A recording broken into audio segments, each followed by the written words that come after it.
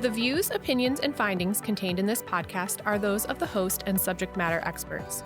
They should not be construed as official Department of Defense positions, policies, or decisions unless designated by other official documentation. Hi, welcome to Clinical Updates in Brain Injury Science Today, or CUBIST, a podcast for healthcare providers about current research on traumatic brain injury, also known as TBI.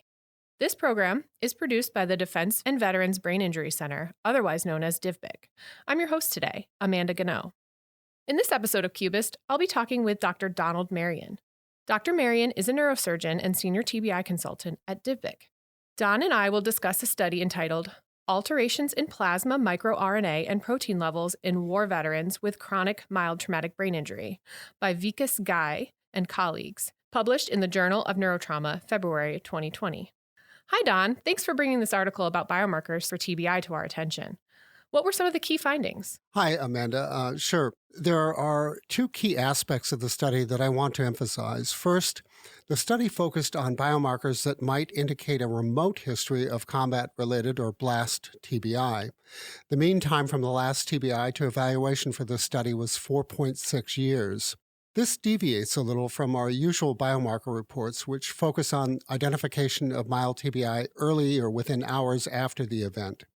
The second point is that biomarkers that were looked at were not the traditional protein biomarkers that most of us have focused on. These investigators looked at circulating microRNAs, especially those encapsulated in extracellular vesicles.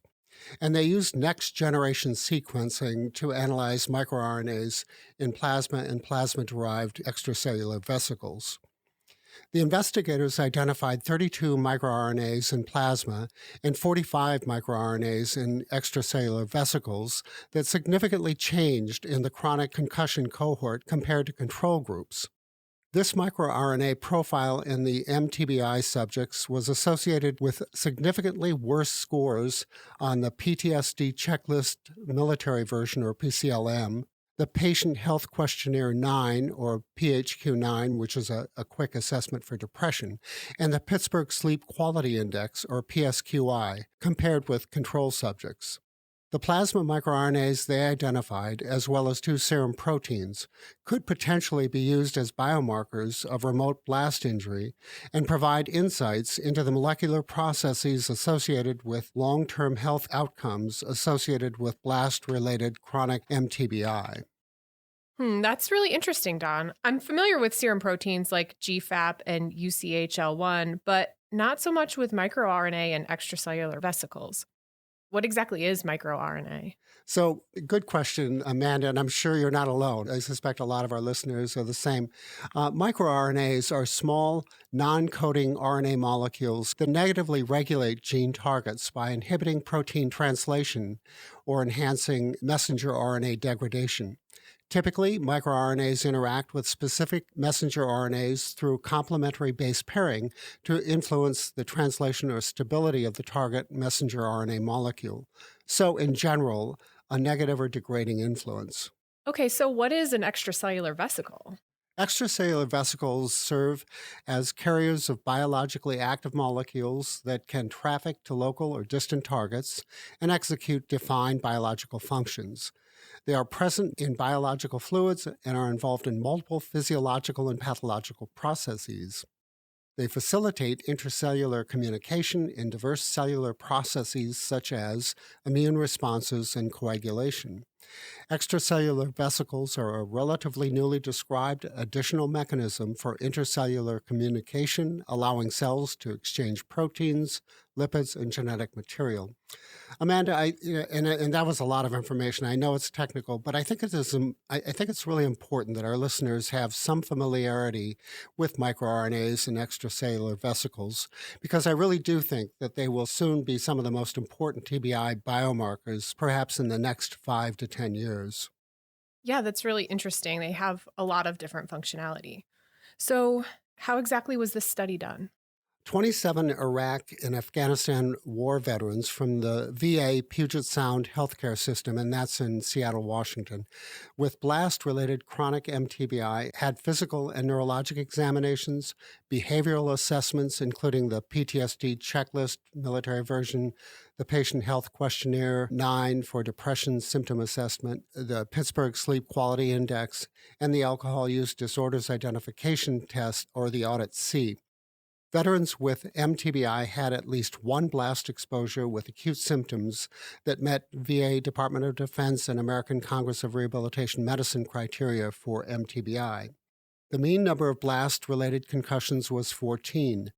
Two separate control groups, 11 veterans deployed to Iraq or Afghanistan but with no lifetime history of TBI, i.e. the deployed controls, and 31 age-matched civilian controls or community controls with no history of TBI were also included and tested in the same manner. Lifetime history of both blast-related and impact-related TBI was obtained. Blood samples were obtained for all participants and analyzed for microRNA and extracellular vesicles. In addition, the plasma proteome was analyzed and showed the concentrations of C-reactive protein and membrane metalloendopeptidase were elevated in chronic MTBI samples. All participants were male. Females were eligible for study inclusion, but no females with blast-related MTBI were enrolled. And that's because they couldn't identify any females with blast-related MTBI in their cohort. So what were the other limitations of this study? The study, Amanda, only included 27 veterans with a history of MTBI, so the sample size is relatively small. It would also have been informative if they would have correlated microRNA levels with the PCLM and PHQ-9 scores. They didn't really do a great job of that. And in general, the manuscript was written at a very technical level and is not easily interpreted by most general practitioners. So it's interesting. They didn't do any specific screenings related to mild traumatic brain injury. It seems as if all of their screenings were specific to behavioral health conditions. Am I correct? Yeah, that's correct. And in fact, as you well know, Amanda, the Neurobehavioral Symptom Inventory, or NSI, is sort of the standard or the routine screening measure that we use here at DIVBIC for screening TBI patients. And so, yeah, that was an additional shortcoming, I would think, of this study. What were the key takeaways from the study? So, Amanda, this study shows that there continues to be evidence for brain injury years after the last known trauma. And that finding is consistent with recent MRI diffusion tensor imaging data that finds long-term microimaging of the white matter after TBI. Technology now exists that allows for the reliable measurement of very small quantities of biomarkers and has significantly expanded our understanding of the long-term effects of blast injury. It will be important to follow these subjects for several decades to see if the elevated microRNA and extracellular vesicle levels correlate with the development of neurodegenerative symptoms akin to chronic traumatic encephalopathy, Alzheimer's disease, Parkinson's, or other diseases. It also will be important to correlate acute protective and prevention measures with levels of these biomarkers years after exposure to blast injuries. Thanks, Don. That's really interesting. That was a great summary of a really complicated topic. Unfortunately, that's all we have time for today. You can stay up to date on future episodes by subscribing to CUBIST on iTunes, SoundCloud, Stitcher, or wherever you listen to podcasts, where you can also find links to the articles we discuss and other relevant resources. CUBIST is produced and edited by Vinnie White and was hosted today by me, Amanda Gano. It is a product of the Defense and Veterans Brain Injury Center, led by Division Chief Captain Scott Pine, Medical Corps, United States Navy. Thank you for listening to this episode. Next time, we'll discuss TBI research getting attention in the mainstream press.